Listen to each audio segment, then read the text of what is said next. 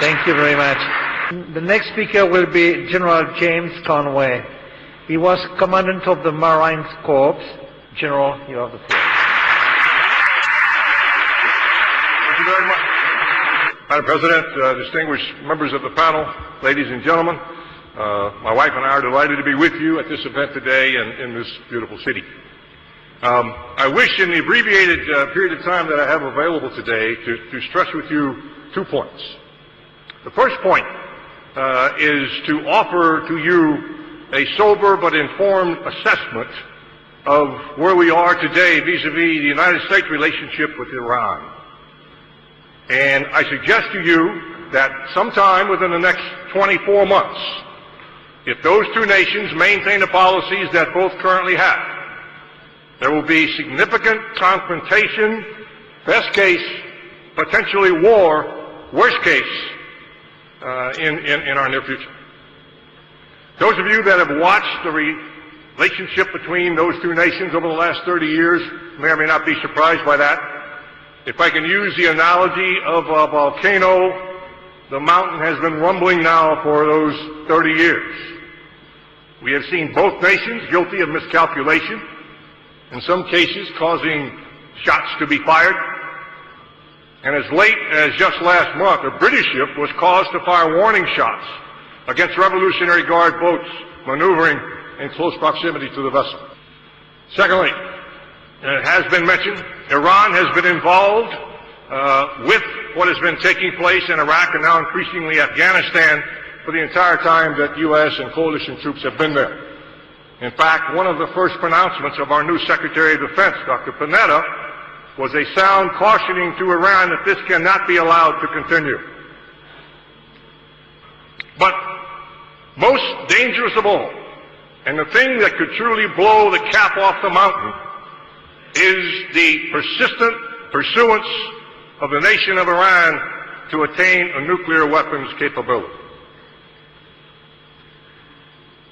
For years now, Iran has masked that effort by saying we need it for alternative energy sources. But let's face it, Iran has some of the most incredible reserves of oil and natural gas of any country in the world. Saying that Iran needs nuclear energy is like saying that Eskimo tribes need freezers. It's just not accurate. They can do with that which they have. The IAEA, the International Atomic Energy Agency, has recently determined that Iran seeks to continue to enrich uranium well past the 20% mark that would be needed for an energy program, but to levels approaching 60%, which are much more involved with use of a nuclear weapon. Our current president has said, certainly as a candidate, that Iranian possession of nuclear weapons is simply not acceptable. It is not something we can tolerate based upon their national policy to potentially export terrorism. But if you look at the options in the case of a development of a weapon, they're pretty slim, they're pretty narrow.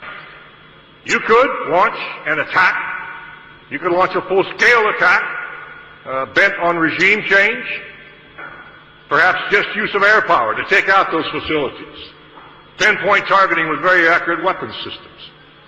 Is there a third option? Is there the opportunity, such as has been talked about by some of our speakers this morning, for change from within? I personally think so. I personally hope so, in an effort again to stave off this pending confrontation that I don't think again is very many months away. And that gets to my second point, and that's a discussion of the MEK and Camp Ashraf. My personal experiences began in the year 2003. I sent the division commander, the ground combat force commander, and our operations and intelligence officer to the camp. It was a small camp at that point, southwest of a place called Ramadi. They came back, and their term was that it was a total misrepresentation of what's there. These people are Iranian expatriates, but they took no sides in the attack against the Iraqi forces. They do not choose to take sides now. They have a great relationship with the existing Iraqi tribes, and they just want to be left alone, hopefully someday to be able to return to Iran. Later, in 2008, by this time I was the 34th Commandant, we were charged with putting Marines in the security role at Camp Ashraf.